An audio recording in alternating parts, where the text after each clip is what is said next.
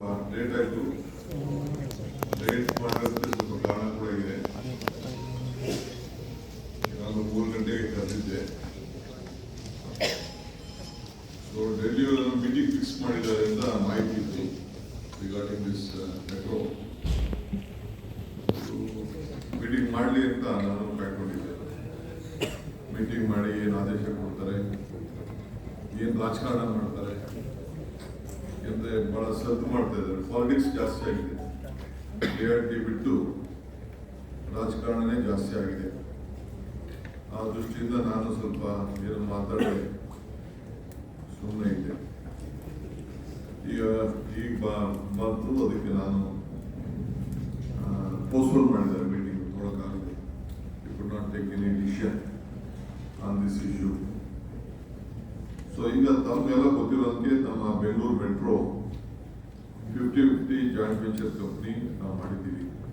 Share holding company Karnataka ಮತ್ತು ಭಾರತದ ಸರ್ಕಾರ. ಸೊ ಸೆಕ್ಷನ್ 33 ಮೆಟ್ರೋ ರೈಲ್ವೆ ಪ್ರಕಾರ 2002 metro railway administration time to ಟೈಮ್ಗೆ ಫೇರ್ ಫಿಕ್ಸೇಷನ್ ಕಮಿಟಿ ಮಾಡಲಿಕ್ಕೆ ಒಂದು ಅವಕಾಶ ಮಾಡಿಕೊಟ್ಟಿದ್ದೀವಿ. For the carriages of passengers, fare for travelling from one station to other metro station ಅಂತ. ಸೊ ಸೆಕ್ಷನ್ 34 ಪ್ರಕಾರ the metro railway O&M, the central government may the central government may from time to time constitute a fare fixation committee for the purpose of recommending fare for the carriage of passengers by the metro railway ಅಂತ ಇದೆ. 2020ರಲ್ಲಿ ನಮ್ಮ ಆಗಿದ್ದಂಥ ಸರ್ಕಾರ so Bengaluru metro railway corporation ಇಂದ ನೀವು committee formation ಮಾಡಿ ಅಂತೇಳಿ ಕಳಿಸ್ಕೊಟ್ಟಿದ್ರು. ಅವರು ಅದನ್ನ ಒಂದು 3 ಜನ ಮೆಂಬರ್ಸ್ನ ಇಟ್ಟು ಒಂದು ರಿಪೋರ್ಟ್ ರೀಸೆಂಟ್ ಆಗಿ ಕೊಟ್ಟರು. 1 ವರ್ಷದ ಹಿಂದೆ, ಎಕ್ಸಾಕ್ಟ್ಲಿ 1 ವರ್ಷದ ಹಿಂದೆ ಅವರು ನಮಗೊಂದು ಕಮಿಟಿ ಕೊಟ್ಟರು. 3 ಜನ ಮೆಂಬರ್ಸ್ ಇದ್ರು. ಅಂದ್ರೆ ministry for housing and urban development affairs ಅವ್ರು ಯಾವಾಗಲೂ ಇದಕ್ಕೆ ಚೇರ್ಮನ್ ಇರ್ತಾರೆ. ಶ್ರೀನಿವಾಸ್ ಸೆಕ್ರೆಟರಿ, ಅವರು ನಮ್ಮ ಚೇರ್ಮನ್, ಬೋರ್ಡ್ ಚೇರ್ಮನ್ ನಮ್ಮ ಮೆಟ್ರೋಗೆ ಆ ಹೌಸಿಂಗ್ ಅಂಡ್ ಅರ್ಬನ್ ಅಫೇರ್ಸ್ ಮೋವಾ ಸೆಕ್ರೆಟರಿ ಅವರು ಅದನ್ನ ಕಂಪಲ್ಸರಿ ಅವರೇ ಚೇರ್ಮನ್ ಇರ್ತಾರೆ BMRC ಅವರಿಗೆ. ಸೊ ಒಂದು ಫೇರ್ ಫಿಕ್ಸೇಷನ್ ಕಮಿಟಿ ಫಾರ್ಮ್ ಮಾಡಿ ಅದರಲ್ಲಿ ಬೇಸ್ಡ್ ಆನ್ ದ ಲೆಟರ್ 2022ರಲ್ಲಿ ಹಿಂದೆ ಏನು ಇತ್ತು, additional chief secretary to commerce ನಮ್ಮಿಂದ ಒಬ್ರು ರಮಣ ರೆಡ್ಡಿ, ಮಿಕ್ಕಿದ್ದು ಅವರಿಬ್ರು ಡೆಲ್ಲಿಯವರು, ಒಬ್ರು ಜಡ್ಜು, ರಿಟೈರ್ಡ್ ಜಡ್ಜು, ಅವರು ಸೇರಿಸಿ ಸುಭಾಷ್ ಚಂದ್ರ ಅಂತ ಒಬ್ಬರು IAS, ಮಿಕ್ಕಿದ್ದೊಬ್ಬರು ರಿಟೈರ್ಡ್ ಜಡ್ಜು, ತಾರಣಿ ಅಂತ ಒಬ್ರು high court judge, government of India ಇಂದ ಸತ್ಯಪಾಲ್ ಸಿಂಗ್, ಅವರು 3 ಜನದ ಒಂದು ಕಮಿಟಿ ಇತ್ತು. ಆ 3 ಜನನೂ ಸೇರಿ ಒಂದು ರಿಪೋರ್ಟ್ ಕೊಟ್ಟರು. ಆ ಕಮಿಟಿಗೆ ಬ್ಯಾನ್ ಆಯಿತು. ಒಂದ್ಸತಿ ರಿಪೋರ್ಟ್ ಕೊಟ್ಮೇಲೆ ದಿ ಕಮಿಟಿ ಕ್ಲೋಸಸ್. ಬೇರೆ ಆ ಕಮಿಟಿಗೆ ಈಗ ಯಾರು ನಮ್ಮವ್ರು ಯಾರು ಈಗ ಅಲ್ಲಿ ಮೆಂಬರ್ ಆಗಲಿಕ್ಕೆ ಅವಕಾಶ ಇಲ್ಲ. ಸದ್ಯಕ್ಕೆ ಅದು ಮುಗೀತು. ಪಾಪ ಇಲ್ಲಿ ಬೆಂಗಳೂರಲ್ಲಿ ರಾಜಕಾರಣ ಮಾಡಬೇಕಲ್ಲ ಕೆಲವರೆಲ್ಲ. ನೀವು ಮೀಡಿಯಾಗೆ ಅವ್ರು ಏನೇನು ಹೇಳ್ತಾರೆ ಅದನ್ನೆಲ್ಲ ಬರೀತಾ ಇರ್ತೀರಲ್ಲ, ಸುಳ್ಳು ಪಳ್ಳು ಎಲ್ಲ ಏನು ಗೊತ್ತಿಲ್ಲದೆ ಬರೀತಾ ಇರ್ತೀರಲ್ಲ, ಅದಕ್ಕೆ ಅವರು ಪಾಪ ಮೀಡಿಯಾ ಕವರ್ ಮಾಡ್ತಾರೆ ಅಂತೇಳಿ ಏನೇನೋ ಇಶ್ಯೂಸ್ ಕೈ ಕೊಡ್ತಾರೆ. ಈಗ ಜಸ್ಟಿಸ್ ತಾರಣಿ ಪರ್ಮನೆಂಟ್ ಜಡ್ಜು ಹೈಕೋರ್ಟ್ ಅವರು ಚೇರ್ಪರ್ಸನ್ ಆಗಿ, ಸತ್ಯೇಂದ್ರ ಸಿಂಗ್ ಪಾಲ್ ಅವರು ಅಡಿಷನಲ್ ಸೆಕ್ರೆಟರಿ ಅವರಾಗಿದ್ದು, ಅವರು ಗೌರ್ಮೆಂಟ್ ಆಫ್ ಇಂಡಿಯಾ, ಮತ್ತು ನಮ್ಮ ರಮಣ ರೆಡ್ಡಿ ನಮ್ಮ ರಾಜ್ಯದವರು 7/9/2024ರಲ್ಲಿ ಆ ಕಮಿಟಿ ಕಾನ್ಸ್ಟಿಟ್ಯೂಟ್ ಆಗಿ ಅದು 16/12/24ಕ್ಕೆ ಒಂದು ರಿಪೋರ್ಟ್ ಕೊಟ್ಬಿಟ್ಟಿದ್ದಾರೆ. ಅವ್ರು ಏನ್ ಹೇಳ್ತಾರೆ ಅಂತಂದ್ರೆ, the FFC recommend that has been implemented in 9/2/25. ಆವತ್ತೇ ನಾವು 1 ವರ್ಷದ ಹಿಂದೆ ಇವತ್ತೆಲ್ಲ ಇವತ್ತು ಕರೆಕ್ಟ್ ಒಂದು ವರ್ಷದ ಹಿಂದೆನೆ ನಾವು ಅವ್ರು ಕೊಟ್ಟಂತ ರಿಪೋರ್ಟ್ ಅನ್ನ ನಾವು ಇಂಪ್ಲಿಮೆಂಟ್ ಮಾಡಿದೀವಿ. ಏನಾದ್ರು ಸಾರಾಂಶ ಅಂತಂದ್ರೆ, as per the fare prescription committee recommendation, ಒಂದು ವರ್ಷ ನಂತರ annual increase subject to the maximum of 5% to be implemented from 9 to 26. ಅಂದ್ರೆ ಇವತ್ತಿಗೆ 5%ಗೆ ಮ್ಯಾಕ್ಸಿಮಮ್ ಲೆಕ್ಕಾಚಾರ ಹಾಕೊಂಡು ನೀವು ಇಂಪ್ಲಿಮೆಂಟ್ ಮಾಡಿ ಅಂತ ಅವರು ಹೇಳಿದ್ದಾರೆ. ಸೊ ಈಗ ನಮಗೆ ಒಂದು ಲೆಟರ್ ನೆನ್ನೆ ಕಳಿಸಿದ್ದಾರೆ. ಯಾರು ಜಯದೀಪ್ ಅಂತ ಹೇಳಿ ಅವರು ಸೆಂಟ್ರಲ್ ಗವರ್ಮೆಂಟ್ ಅವರು, ನಮ್ಮ ಇವರು ಡೈರೆಕ್ಟರ್ BMRCL ಅವರು BMRCL ಒಂದು ರಿಲೀಸ್ ಮಾಡಿದ್ದಾರೆ. ನಿಮಗೂ ಅದು ಬಂದಿರ್ಬೋದು ಅಂತ ಕಾಣ್ತದೆ. It has been decided that the affirmation BMRCL media releases 5/2/26 intimated annual fare revision to be effective from 9th February in accordance with the recommendation of the first fixation committee. It has been decided that the aforementioned annual fare revision should be discussed in complete board meeting scheduled to be held on 9th February before its implementation. Till such time, it is requested that the FFC recommendation on the annual fare increase should be kept on board. ಅಂದ್ರೆ ಅವರೇ ಮಾಡಿರುವಂತ recommendation ಇದು. ಅವ್ರು ಮಾಡಿರೋ recommendation ನ board ಮಾಡಿ ಅಂತ ಅವ್ರು ಹೇಳ್ತಾರೆ. But whether they have powers to do this ಅನ್ನೋದು ಒಂದು ದೊಡ್ಡ ಪ್ರಶ್ನೆ. ನನ್ನ ರಾಜಕೀಯದ ನಮಗಿರುವಂತಹ ಸಣ್ಣ ಅನುಭವದಲ್ಲಿ ನಾನು ನಮ್ಮ ತಜ್ಞರ ಹತ್ರ ಚರ್ಚೆ ಮಾಡಿ, ಸೆಂಟ್ರಲ್ ಗೌರ್ಮೆಂಟ್ ತಜ್ಞರ ಹತ್ರ ಚರ್ಚೆ ಮಾಡಿ, ಹೊರಗಡೆ ರಾಜ್ಯದ ಮೆಟ್ರೋ ಹತ್ರ ಚರ್ಚೆ ಮಾಡಿ ಎಲ್ಲ ಗಮನಿಸಿದಾಗ they doesn't have powers to interfere on this recommendation till a new committee is been and new committee give some directions on this issue. ಈಗ ಇವರು ಈ ಲೆಟರ್ ಬರೋದು ಅಂದ ತಕ್ಷಣ ಯಾರೋ ಅಡ್ವರ್ಟೈಸ್ಮೆಂಟ್ ತಗೋತಾ ಇದ್ದಾರೆ. ಇವತ್ತು ಕಮಿಟಿ ಇವತ್ತು ಮೀಟಿಂಗ್ ಮಾಡ್ಬೇಕಾಯ್ತು ಅವರು. Why did they not make the meeting? Why did they not give directions? What was the law which was bin stop them? So ಇದು ಮಾಡಲಿಕ್ಕೆ ಸಾಧ್ಯ ಇಲ್ಲ. ನಾನು ಇದನ್ನ ರೈಸ್ ಮಾಡಿ ಅಂತಲೂ ನಾನು ಕೇಳಿಲ್ಲ. ನಾನು ಈ ವಿಷಯಕ್ಕೆ ಹೋಗಿಲ್ಲ. ಅವತ್ತು ಏನ್ ಹಿಂದೆ ಸರ್ಕಾರ ಅವತ್ತು ಕಮಿಟಿ ತೀರ್ಮಾನ ಮಾಡಿದ್ರು, ಅದು ಅವ್ರಿಗೆ ಇಂಡಿಪೆಂಡೆಂಟ್ ಆಗಿ ನಾನು ಬಿಟ್ಬಿಟ್ಟಿದ್ದೀನಿ. ಅವ್ರು ಮಾಡ್ಕೊಂಡು ಹೋಗ್ತಾರೆ. ನನಗೆ ಅವ್ರಿಗೆ ಯಾವ ತರದಲ್ಲೂ ಇಲ್ಲಿ ಇಂಟರ್ಫಿಯರ್ ಆಗಲಿಕ್ಕೆ until a new fixation committee is been form, the central government or any other officers of this are not eligible to interfere, involve, but they can form a committee. So ನಾನು ನಮ್ಮ ಜನಕ್ಕೆ ಸಹಾಯ ಮಾಡಬೇಕು ಅಂತ ನನಗೆ ಇಷ್ಟ. ನಾನು ನಮ್ಮ ಜನರ ಧ್ವನಿ ಆಗಬೇಕು ಅಂತ ಇಷ್ಟ. ನಾವೆಲ್ಲ ರಾಜ್ಯದೂ ಎಲ್ಲ ಚೆಕ್ ಮಾಡಿದ್ವಿ, ಎಲ್ಲ ರಾಜ್ಯದಲ್ಲೂ ಕೂಡ ಗಮನ ಇಟ್ಕೊಂಡಿದ್ವಿ, ಎಲ್ಲ ನಮ್ಮದೇ ಆದಂಥ ಲೆಕ್ಕಾಚಾರ ಇದೆ. ಬಟ್ ನಾನು ಸಹಾಯ ಮಾಡಬೇಕು ಅನ್ನೋ ದೃಷ್ಟಿಯಿಂದ. But this central government paper ಇದಕ್ಕೇನು ಕಿಮ್ಮತ್ತಿಲ್ಲ, ಅವ್ರು ಕಳಿಸಿರೋ ಕಿಮ್ಮತ್ತು. ಇವೆಲ್ಲ ಏನೋ ದೊಡ್ಡ ಜಯ, ಅವ್ರು ತಂದ್ಬಿಟ್ರು ಮಾಡ್ಬಿಟ್ರು ಅಂತ ಕೊಡ್ರಿ. ಅವರು let come on, what is the direction and what act, ಯಾವ ಇದರ ಪ್ರಕಾರ ಮಾಡಿದೀವಿ ಅಂತ ಏನಾದ್ರು ಹೇಳಿದ್ರೆ ಒಪ್ಕೊಳ್ಳೋಣ. ಏನು ಇದ್ರದ್ದು ಏನಿಲ್ಲ. ಈಗ ಮೀಟಿಂಗ್ ಇಟ್ಕೊಂಡಿದ್ದು ಅವರು ಮೀಟಿಂಗ್ ಮಾಡ್ಬೇಕಾಯ್ತು. ಅವರು again they postpone the meeting. ಇದೇನು ಅವ್ರಿಗೆ ಗೊತ್ತಿಲ್ಲ ಅಂತ ತಿಳ್ಕೊಳ್ಳೋದು. ಅವ್ರಿಗೂ ದಂಡ್ರೇನಲ್ಲ ಅಂತ ನಾನು ತಿಳ್ಕೊಂಡಿದ್ದೀನಿ. ಅವ್ರಿಗೂ ಬುದ್ಧಿವಂತಿಕೆ. ಯಾರೋ 4-5 ಜನ ಮಾತಾಡ್ಬೋದಷ್ಟೇ, ನಮ್ಮ ಲೋಕಲ್ ಪಾರ್ಲಿಮೆಂಟ್ ಮೆಂಬರ್ಸ್ ಅವ್ರಿಗೂ ಮಾತಾಡ್ಬೋದಷ್ಟೇ.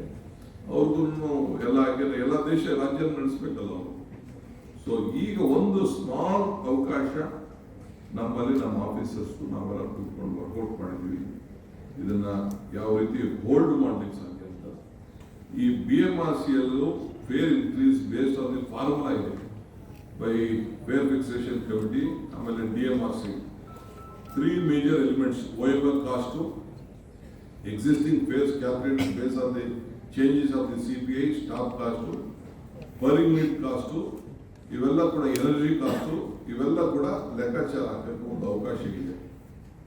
ಈ ಅವಕಾಶದ ಪ್ರಕಾರ ನಾನು ಅವರಿಗೆ ಈ ಒಂದು ಕ್ಯಾಲ್ಕುಲೇಟ್ ಮತ್ತೆ ನೀವು ಮಾಡ್ಕೊಂಡು ಬನ್ನಿ ಅಂತ ನಾನು ಅವ್ರಿಗೆ ಮಾರ್ಗದರ್ಶನ ನಮ್ಮ ಸರ್ಕಾರ ಅವ್ರಿಗೆ ಕೊಡ್ತಾ ಇದ್ದೀನಿ.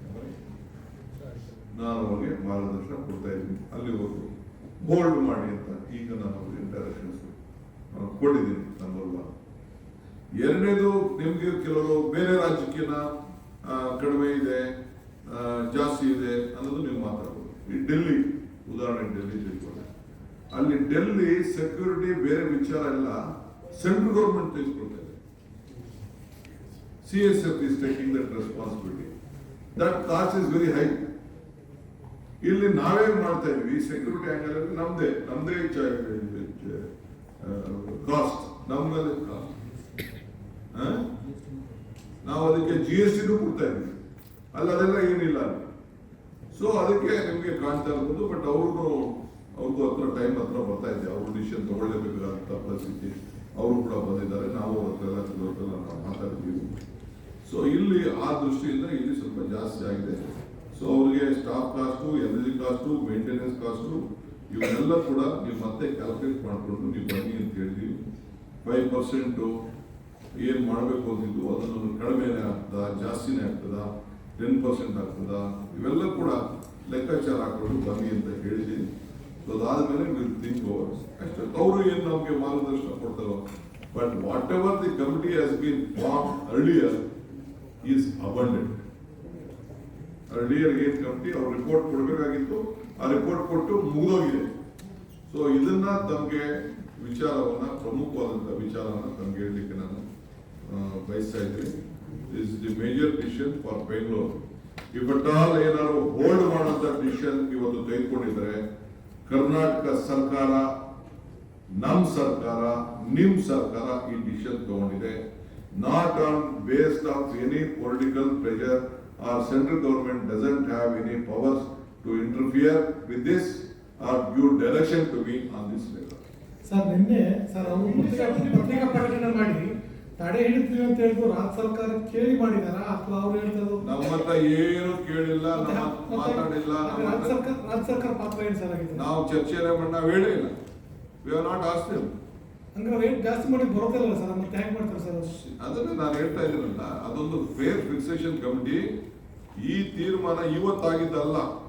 ಯಾವುದು ಈ ಫೇರ್ ಫಿಕ್ಸೇಷನ್ ಕಮಿಟಿ ಈ ಪ್ರೈಸು 5% ಜಾಸ್ತಿ ಮಾಡಬೇಕು ಅಂತ ತೀರ್ಮಾನ ಆಗಿದ್ದು ಇವತ್ತಲ್ಲ. 1 ವರ್ಷದ ಹಿಂದೆ, ಇವತ್ತಿನ 1 ವರ್ಷದ ಹಿಂದೆ 9/2/25 ಇದು ಇಂಪ್ಲಿಮೆಂಟ್. ಸ್ವಲ್ಪ ಕೇಳಪ್ಪ, ನೀನು ಪ್ರಶ್ನೆ ಕೇಳ್ತಾ ಇರೋದು ಅಣ್ಣ. 9/2/25 ಇದನ್ನ ಇಂಪ್ಲಿಮೆಂಟ್ ಮಾಡಬೇಕು ಅಂತೇಳಿ ಪ್ರೈಸ್ ಫಿಕ್ಸೇಷನ್ ಕಮಿಟಿಯವರು ಆದೇಶ ಅವತ್ತಿನ ಕಾಲಕ್ಕೆ ಕೊಟ್ಟಿದ್ದಾರೆ. ಅವತ್ತವ್ರು ಯಾರು ಮಾತಾಡ್ಲಿಲ್ಲ. ಈಗ ಮಾತಾಡ್ತಾರಂತ ಧ್ವನಿಗಳಿತ್ತಲ್ಲ, ಆ ಧ್ವನಿ ಯಾರು ಅವತ್ತು ಮಾತಾಡಲಿಲ್ಲ. ಇದು ಇಂಪ್ಲಿಮೆಂಟ್ ಮಾಡಿದಾಗ ಗೌರವದಿಂದ ಇಡೀ ಬೆಂಗಳೂರು ನಗರದ ಜನ ಎಲ್ಲ ಸ್ವೀಕಾರ ಮಾಡಿ 1 ವರ್ಷದ ನಂತರ ಅವತ್ತು ಹೇಳಿದ್ರು. ಇದು 1 ವರ್ಷದ ನಂತರ ಇದನ್ನ as per the FFC recommendation on completion of 1 year annual increase subject to a maximum of 5% to be implemented from 9/12/26 ಅಂತ ಆವತ್ತಿನ ಕಾಲ ಹೇಳಿದ್ರು. ಆ ಪ್ರಕಾರ ಈಗ FFC committee I will tell you in English. Don't worry. ಹಳೆ FFC ಕಮಿಟಿ ಇರಲ್ವಾ ಸರ್? ಈಗ broken English I can speak. ಹಳೆ FFC ಕಮಿಟಿ ಇರಲ್ಲ, ಹೊಸದಕ್ಕೇನಾದ್ರು ಒತ್ತಾಯ ಮಾಡ್ತೀರಾ ಅಥವಾ ಏನೇನು? ನಾನೀಗ ಸದ್ಯಕ್ಕೆ ಆ ಕಾಂಪ್ಲಿಕೇಶನ್ ಎಲ್ಲ ಹೋಗಲ್ಲ. Within the power of the state government, whatever DK Shivakumar can do, whatever the Congress government can do, whatever Siddaramaiah government can do, within our powers, it is our land. ನಮ್ಮ ಗ್ರಾಹಕರಿಗೆ ಯಾವ ರೀತಿ ನಾವು ಯಾವ್ದಾದ್ರು ಒಂದು ದಾರಿಲಿ ಸಹಾಯ ಮಾಡಬಹುದು, ಆ ದಾರಿ ಹುಡುಕಿದೀನಿ ಅಷ್ಟೇ. ಆಶಾಭಾವನೆ ಇಟ್ಕೋಬಹುದು ಸರ್, ಇಳಿಕೆ ಆಗುತ್ತೆ ಅಂತ 5% ಇಂದ ಡೌನ್ ಆಗುತ್ತೆ ಅಂತ. ಈಗ ನೋಡಪ್ಪ, ಕ್ಯಾಲ್ಕುಲೇಷನ್ ಮಾಡಿ ಅಂತ ಹೇಳಿದೀನಿ. ಈ ಬೇಸಿಸ್ ಮೇಲೆ ರೀಕ್ಯಾಲ್ಕುಲೇಟ್ ಮಾಡಿ ಅಂತ ಹೇಳಿದೀನಿ. ರೀಕ್ಯಾಲ್ಕುಲೇಟ್ ಮಾಡಿ. ನಿಮ್ಮ ಸಂಸ್ಥೆಯಲ್ಲೂ ಕೂಡ ವೇರಿಯೇಷನ್ ಆಗ್ತಾ ಇರ್ತಲ್ಲ, ಅಡ್ವರ್ಟೈಸ್ಮೆಂಟ್ ಕಡಿಮೆ ಬರ್ತದೆ, ಜಾಸ್ತಿ ಬರ್ತದೆ, ಸಂಬಳ ಜಾಸ್ತಿ ಬರ್ತದೆ, ಕಡಿಮೆ ಬರ್ತದೆ, ಕೆಲಸ ಬಿಟ್ಟು ಹೋಗ್ತಾರೆ, ಕೆಲಸ ಜಾಸ್ತಿ ಆಗ್ತದೆ, ಪವರ್ ಕಾಸ್ಟ್ ಇದಕ್ಕಿದ್ದಂಗೆ ಜಾಸ್ತಿ ಆಗುತ್ತದೆ, ಕಡಿಮೆ ಆಗ್ತದೆ. ಆ ರೀತಿ ನಿಮ್ಮಲ್ಲಿ ಹೆಂಗ್ ಮಾಡ್ತೀರೋ ಹಾಗೆ ಇಲ್ಲೂ ಕೂಡ ಪವರ್ ರೇಟು, ಪವರ್ ಇದು ಮತ್ತೆಲ್ಲ ಲೆಕ್ಕಾಚಾರ ಇರ್ತದೆ. Energy cost, maintenance cost, staff cost ಇವೆಲ್ಲ ಇರ್ತದೆ. ಹೊಸ ಲೆಕ್ಕಕ್ಕೆ ಬರುವುದಿಲ್ಲ. ಈಗಿರೋ ನಡೀತಾ ಇರೋದ್ರಲ್ಲೇ ಅವರೊಂದು ಆಗ್ತದೆ. ಸೊ ಅವರು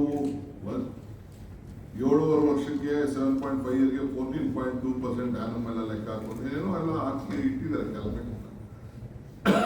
as them to recalculate this. Sir, ಈಗ ಕಮಿಟಿ ಅವರು ಮಾಡಿರ್ತಾರಲ್ಲ ಸರ್, ಅದು ಎಷ್ಟು ಖರ್ಚಾಗುತ್ತೆ ಎಲ್ಲ ನೋಡಿನೇ ಅವರು ಫೇರ್ ಫಿಕ್ಸೇಷನ್ ಮಾಡಿರ್ತಾರೆ. ಅದು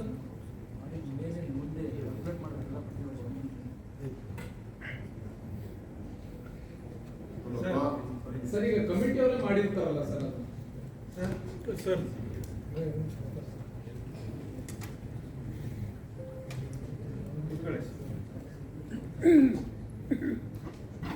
ಸೆಂಟ್ರಲ್ ಮಿಷನ್ಸ್ ದಿ ಪವರ್ ಅಲ್ಲ ಸರ್ ಇದು? ಸರ್, ಈಗ ಕಮಿಟಿ ಅವರೇ ಮಾಡಿರ್ತಾರಲ್ಲ ಸರ್, ಅದನ್ನ ಈಗ ಎಷ್ಟು ಖರ್ಚಾಗುತ್ತೆ, ಎಷ್ಟು ಮಾಡಿದ್ದಾರೆ. ಸ್ಟೇಟ್ ಪ್ರತಿ ವರ್ಷ ಮಾಡಿದ್ದಾರೆ. ಪ್ರತಿ ವರ್ಷ ಫಾರ್ಮುಲಾ ಇದೆ. ಆ ಫಾರ್ಮುಲಾ ಪ್ರಕಾರ ಮಾಡಿದ್ದಾರೆ. ನಾನು ನನಗಿರುವಂತ ಪವರ್ಸ್ ಅಲ್ಲಿ ನೀವು ಅದನ್ನ ರೀ ಎಕ್ಸಾಮಿನ್ ಮಾಡಿ, ರೀಲುಕ್ ಮಾಡಿ ಅಂತ ಹೇಳಿದ್ದೀನಿ. ರೀಕ್ಯಾಲ್ಕುಲೇಟ್ ಮಾಡಿ ಹೇಳಿದ್ದೀನಿ. ಅವರು ನಾವು 20ವರೆಗೂ ಏನು 24ವರೆಗೂ ಡಿಸೆಂಬರ್ವರೆಗೂ ನಮ್ಮವರು ಮಾಡಕ್ಕೆ ಎಲ್ಲ ತರದ ಅವಕಾಶ ಇತ್ತು. ಅದಾದ್ಮೇಲೆ ಅವಕ್ಕೆ 2020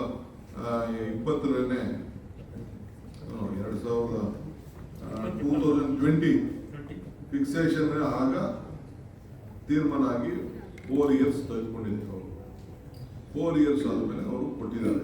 ಅದಾದ್ಮೇಲೆ ಹೋದ ವರ್ಷನೇ ನಾವು ಇಂಪ್ಲಿಮೆಂಟ್ ಮಾಡಿದ್ದೀವಿ. ಆ ಪ್ರಕಾರ ಆಟೋಮೆಟಿಕಲ್ ನೀವು 5% ವರೆಗೂ ಮಾಡಿ ಅಂತ ಅವ್ರು ಹೇಳಿದ್ದಾರೆ. ಮ್ಯಾಕ್ಸಿಮಮ್ ಅಪ್ ಟು 5% ಅಂತ ಹೇಳಿದ್ದಾರೆ. ನಾನು ಇನ್ನೊಂದ್ಸತಿ ಬೇಕಾದ್ರೆ ಹೇಳ್ತೀನಿ, ಬೇಕಾದ್ರೆ ಓದ್ತೀನಿ, ಬೇಕಾದ್ರೆ ನೋಡಿ. As per the 5 fair fixation committee recommendation on completion of 1 year annual increase subject to a maximum of 5% to be implemented from 9 to 26. Our BMRC has to be worked out on the fares increase based on the formula adopted by 4 fare fixation committee of DMRC, which is based on 3 major elements of O&M cost. The percentage of increase required in the existing fares was calculated based on the changes of the CPI for the staff cost, as per the unit cost of the energy cost, as per the kilometer maintenance, other cost of the last fixation to the current fixation.